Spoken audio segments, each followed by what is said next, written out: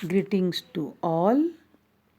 Myself, Dr. Linta Arora, Assistant Professor, Department of Botany, Government PG College Bara, Rajasthan. Today, we are going to study about geological time scale. आज हम बच्चों भूवैज्ञानिक समय सारणी का second lecture के बारे में स्टडी करेंगे। सेकंड लेक्चर आज हम चल रहा है। फर्स्ट लेक्चर मैंने आपको इसके फर्स्ट वीडियो में अपलोड किया है बच्चों, पहले आप उसको देख लीजिएगा। उसके आगे ही मैं आपको सेकंड लेक्चर दे रही हूँ। फर्स्ट लेक्चर में मैंने आपको बताया कि टाइम कैसे मेजर करते हैं।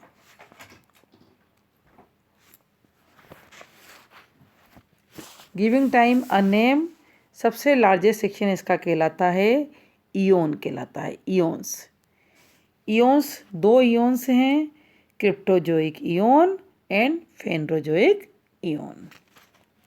इयोन को आगे एराज में डिवाइड किया गया है। क्रिप्टोजोइक इयोन एंड फेनरोजोइक इयोन जिनको आगे हमने एरा में डिवाइड किया गया है। एरा को आगे पीरियड्स या कालों में विभाजित किया गया है। काल को आगे एपोक्स यानी कि युग में डिवाइड किया गया है। सबसे पहले हम इयोन्स पे आते हैं।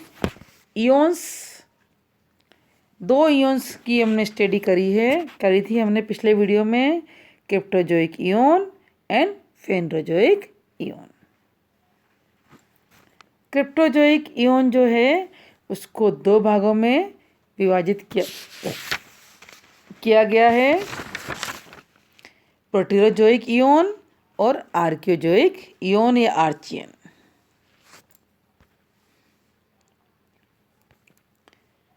फेनरोजोइक इयोन को तीन भागों में विभाजित किया गया है, पेलोजोइक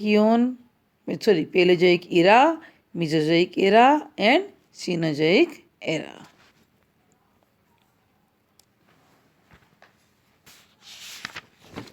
मेन एराज हम स्टडी करते हैं वो हैं आर्कियोजोइक या Archean, Proterozoic, Mesozoic, Paleozoic and Cenozoic.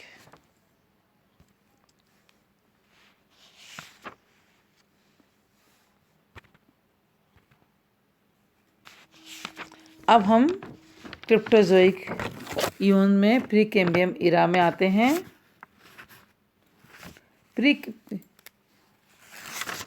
क्रिप्टोजोइक Eoin को दो इराज में विभाजित किया गया है, प्रोटीरोजोइक एंड आर्कियोजोइक। प्रोटीरोजोइक एरा या प्री कैम्बियन एरा, इस काल में अवसादी चट्टानों में शैवाल के चिन्ह व जीवाणु के शैवालों के चिन्ह व जीवाणु उत्पन्न हुए प्रोटीरोजोइक एरा में। आर्कियोजोइक एरा में जीवाणु से प्राप्त अवशेष प्रारंभिक जीवन के चिन्ह प्राप्त हुए। अब हम नेक्स्ट सेकंड वाले में आते हैं, फेनरोजोइक इयोन। फेनरोजोइक इयोन को तीन भागों में विभाजित किया गया है, Paleozoic era, Mesozoic era and Cenozoic Ira. Palaeozoic तो क्या है, पास्ट लाइफ हो गई, Mesozoic middle life and Cenozoic क्या है, प्रेजेंट लाइफ। पेलोजोइक इरा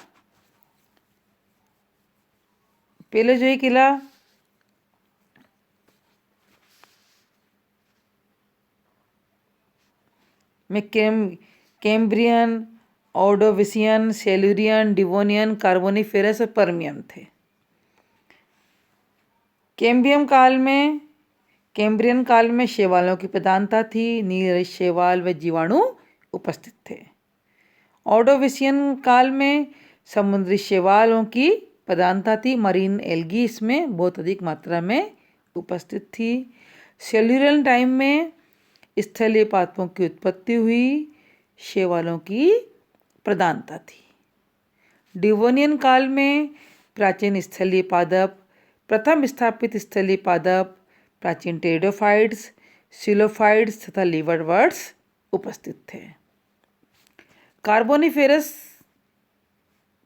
पीरियड में प्राचीन स्थलीय पादप लाइकोपोड्स, केलेमाइटेल्स, लेपिडोडेंड्रल्स, कोडाइटेल्स की प्रधानता थी, वे ब्रायोफाइट्स उपस्थित थे। पर्मियन काल में प्रिमिटिव स्थलीय पादप, प्राचीन जिम्नोस्पर्म तथा वृक्ष रूपी टेरिडोफाइट्स में कमी आ गई। ये तो है पेलेजोइक एरा। सेकंड आता है, इसके बाद नेक्स्ट आता है मीजोजोइक एरा।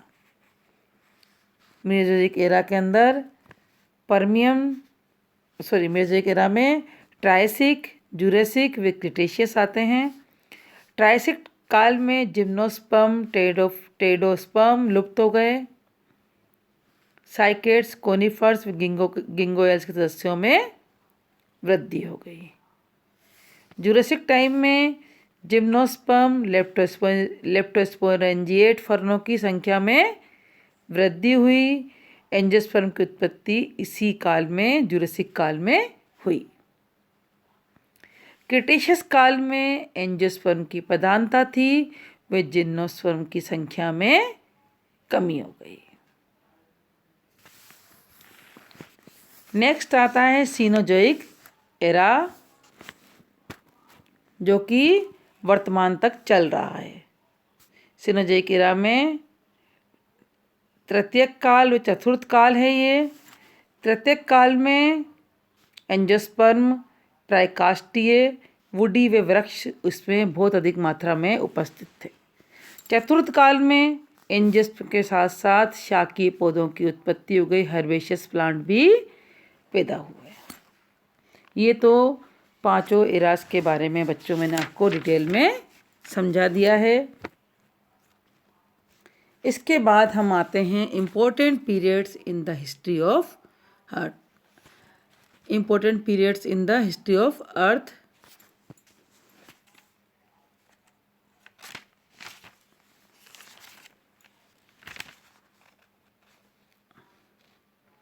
पहला पीरियड है Carboniferous period. It lasted from 360 million years ago to 300 million years. It is an important period of Paleozoic era. ये Paleozoic era का एक महत्वपूर्ण समय है, important period है ये। During this period, first reptiles and pteridophytes were formed and coal plant got spread. इस period में रेप्टाइल्स व टेरिडोफाइट्स का डेवलपमेंट हुआ। The dead bodies got buried in the period forming the coal that we use today. इनकी जो dead body थी, जिनकी pteridophytes की, वो ज़मीन के अंदर बरीड हो गई अंदर, और उससे जो कोल निर्मित हुआ जिसको कि हम आज यूज़ कर रहे हैं। ये है कार्बोनिफेरस पीरियड। नेक्स्ट था Permian period. It lied between 300 million years to 250 million years. It is also an important period of Paleozoic era. ये भी पेलेजोइक एरा का एक इम्पोर्टेंट पीरियड है। Largest mass extinction happened in this period. Scientists are not sure what caused this mass extinction, maybe climate change and volcanoes. Maybe climate change or volcanoes. 90% of ocean life and 70% of land life died. Scientist sure नहीं है कि उस समय climate का कोई change हुआ था या वॉल्केनोज आए थे उस समय। उसमें 90% तो ओशन की लाइफ जो थी, समुद्र की जिन लाइफ थी वो, और 78% जो थी ज़मीन, उनकी लाइफ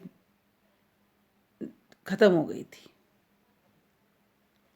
तो उस समय क्या चेंज हुए इसके लिए साइंटिस्ट श्योर नहीं है। पर्मियन पीरियड में Jurassic period. Jurassic is an important period of Mesozoic era. Jurassic Mesozoic era का एक इम्पोर्टेंट पीरियड है। It lasted from 250 million years ago to 200 million years ago. During this period, first bird and mammals were formed. इस period में birds व mammals का उद्गम हुआ. Gymnosperm वर dominating plant. इस काल को इसमें जिम्नोस्पर्म डोमिनेट वनस्पति के रूप में उद्भव हुए, इसलिए इस काल को एज ऑफ साइकेड्स भी कहा जाता है. इस काल में साइकेड्स पादपों के घने वन थे. अनेक प्रकार के फर्न, पुरातन साइकेडोफाइटा व कोनिफर्स उपस्थित थे. जुरासिक काल में साइकेड्स मुख्य वनस्पति थी जिसमें जन्नांग पुष्प सदस्य संरचनाओं से संगठित थे. फ्लावरिंग प्लांट का इस काल में विकास हो चुका था, लेकिन इनकी संख्या बहुत कम थी. जिम्नोस्पर्म वर डोमिनेटिंग प्लांट्स. इस काल में जिम्नोस्पर्म डोमिनेटिंग प्लांट थे. The dinosaur were formed in Triassic period, reached at their peak in this period. Third आता है Cretaceous period. It is period of Mesozoic era. ये भी मेसोजोइक एरा का Cretaceous period है, which lasted from 150 million years ago to 65.5 million years ago. It marked the end of the Mesozoic era and the beginning of Cenozoic era. ये Mesozoic era का and और Cenozoic era के आरंभ में आता है. All of the dinosaurs and half of the other animal and plant went extinct in this period. जितने भी डायनासोर थे वो और जितने भी एनिमल्स और प्लांट थे उसके आधे इस काल में लुप्त हो गए. डायनासोर तो पूर्ण रूप से लुप्त हो गए इस काल में, और बाकी एनिमल्स प्लांट आधे इस काल में लुप्त हो गए. Scientist think an asteroid hit Earth, the dust cloud blocked out the sun, as a result plant died, then herbivorous then carnivorous.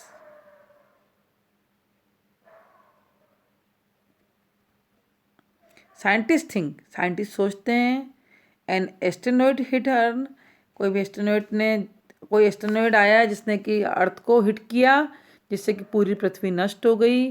The dust cloud blocked out the sun. या dust का cloud इतना बड़ा आया कि उसने सन को block कर दिया. उसका रिजल्ट हुआ कि प्लांट्स डाइड, सारे पौधे मर गए. देन हार्बीवोरस और देन कार्निवोरस.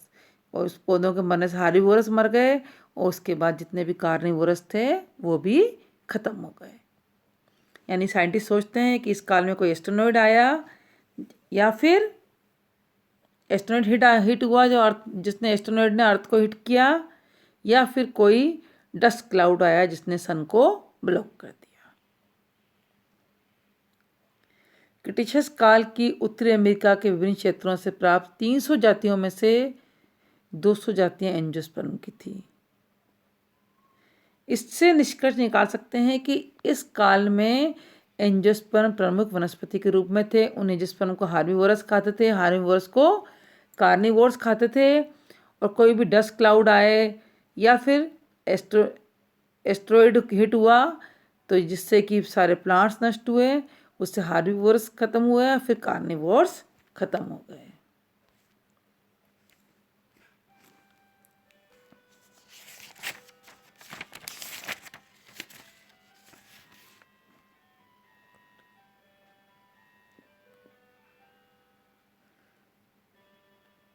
नेक्स्ट है क्वाटरनरी पीरियड, चतुर्थ काल युग. It is a period of Cenozoic era. ये सीनोजोइक इरा का पीरियड है which has been lasting from 1.8 million year ago to present day. ये आज तक चल रहा है. In this period the human evolved as the most intelligent creature of the earth and took over. इस काल में मनुष्य का प्रादुर्भाव हुआ, जो कि इस पृथ्वी के सबसे इंटेलिजेंट क्रिएचर के रूप में जाने जाते हैं। It is divided into two epochs, namely Pleistocene and Holocene.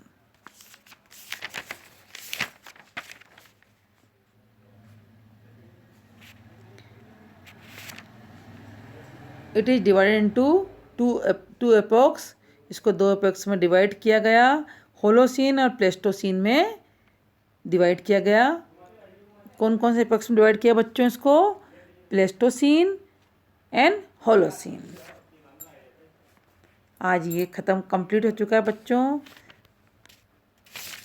कि कैसे भूवैज्ञानिक समय सारणी, कैसे किसके जीव का कैसे प्रादुर्भाव हुआ, कौन सी वेजिटेशन थी, किस क्लाइमेट और किस एरा में कौन कौन सी वनस्पति का प्रादुर्भाव हुआ, ये मैं बच्चों आपको कंप्लीट रूप से समझा चुकी हूँ। थैंक यू बच्चों, थैंक यू सो मच।